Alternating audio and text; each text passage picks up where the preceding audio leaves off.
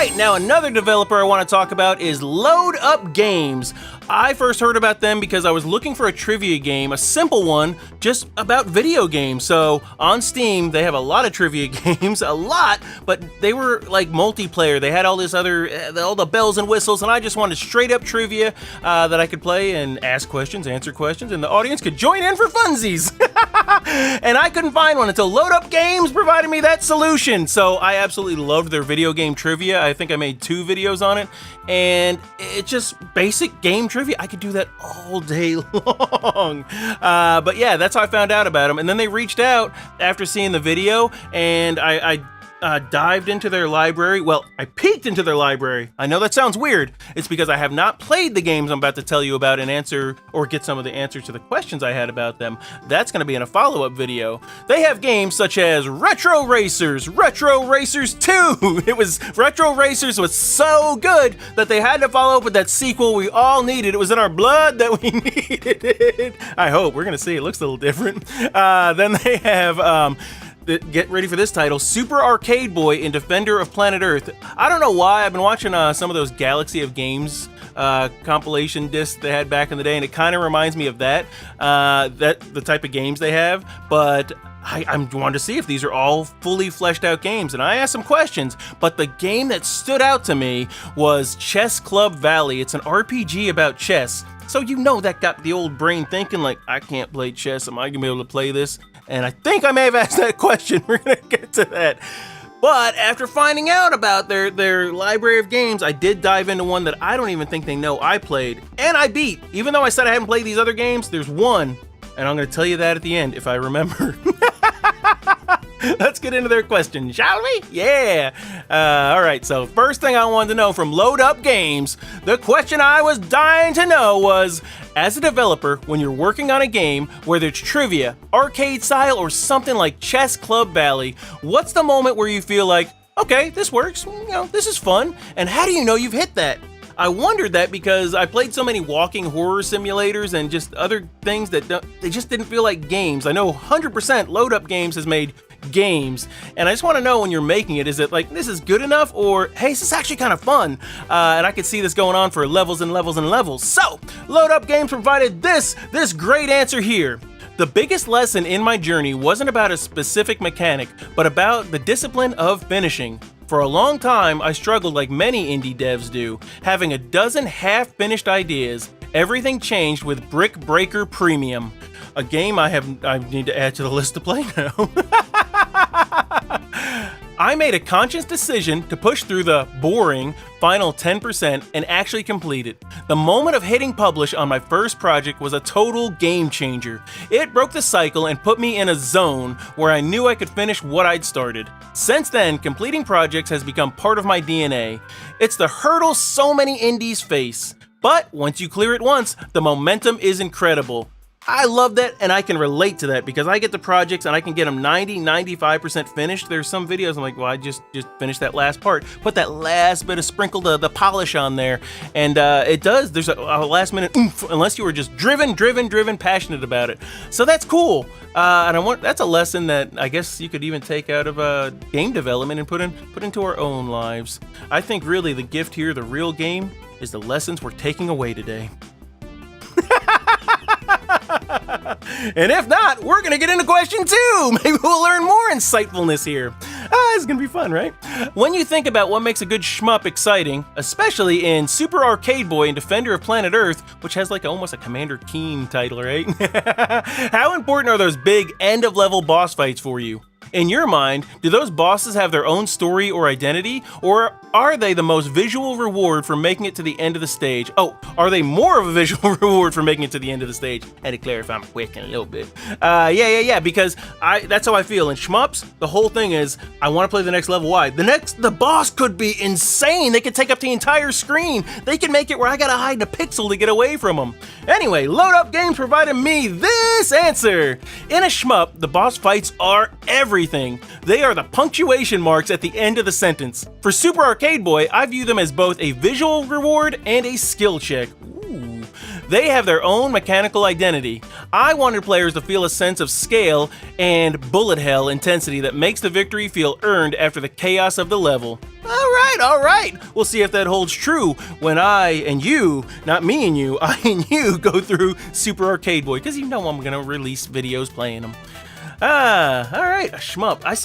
I wonder how common that is for people to have a shmup in their library. It is a fun game. It's just a fun type of game.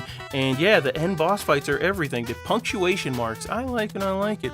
Now, you're up. We're going into Retro Racer questions. I'm sorry.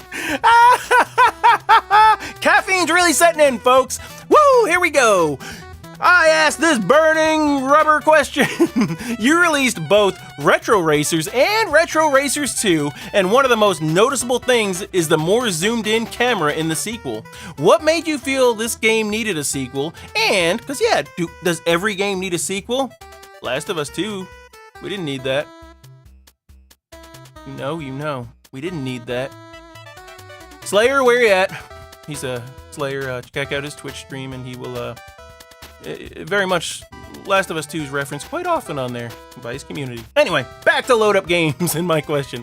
What made you feel this game needed a sequel, and what do you think was the most important improvement you made the second time around? And also, an additional detail that's going to help here is I said that these games reminded me of Super Off-Road, which is an awesome racing game. I don't play racing games now, but that top-down view, I think Mario Party even has mini games like it. Anyway, Load Up Games answered with this. You hit the nail on the head with the influences. Retro Racers 1 was heavily inspired by that classic Super Sprint viewpoint. Top down, seeing the whole track and focusing on the pure racing line. That's just a fun type of game. For Retro Racers 2, I wanted a different energy. It's definitely a nod to RC Pro-Am on the NES. Yeah, that's a good one. The sequel needed to happen because I wanted to bring the player closer to the action. Whoop! The zoomed-in camera and improved physics make the handling feel tighter and more personal. I think the biggest improvement was the sense of speed and the tactical nature of the AI, which feels much more alive in the second game. Ooh, yeah, all right. So we were gonna find out if all that's true. Dude, I mean, those racing games. As soon as I saw his libraries, because he offered me Steam keys to them, so I went through the library of which ones looked interesting, and that one definitely stood out because those old school racing games are just so fun. You could make that formula. I've said the same thing about Contra. Keep making that formula of game forever. So, and I will continue to play every single one of them. I haven't played all the Contras, but I also have not played all the Super Off-Roads or RC Pro-Ams, so there's only 2 of them. Anyway, I need to get back to Load Up Games, and I can't wait to play those. Question 4. This one for the most... I mean, when you go through the library of games that they've developed, this one definitely stood out because chess in an RPG? What? Imagine like an old school movie trailer. If you mix chess, or we have an RPG about chess. Whoa, this is gonna get wacky. That'd be terrible. That'd be terrible. Here we go. The final question that I have. Is there a specific line of dialogue, character moment, or story beat in Chess Club Valley that you really hope players remember? Ooh, and I think I've already asked if this could be an RPG played by people that don't know how to play chess. Is there a checkers mode? I would gladly play that. So now let's get into the actual answer to the question that I asked originally. Without spoiling too much, there is a late game realization regarding the Grandmaster that I hope sticks with people because it's a 20+ hour RPG chess hybrid. I really tried to weave the tension of a chess match into the actual stakes of the world. Man, wow. I can't wait to see what this is like. I hope players remember the moment they realize that every move they made in the overworld was actually part of a much larger game. So it all weaves together because, like I said, I can't wait to see how this is. Initially, I would look at that and say chess RPG next, but it is intriguing. And it'd be one of those things you'd see brought up, similar to like that pinball RPG they had on the original Nintendo. So thank you so much for answering these questions. I appreciate it. I appreciate you sending the games over, and I'll appreciate them more when I actually play them, so stay tuned for that. But you know what? There was a game that I found on my iPhone. I had to go to the App Store and look up Cheeky Chickens. I love Angry Birds, and I saw this and said, oh, it's just a Angry Birds clone, and I played it, and I quickly learned this game was hard.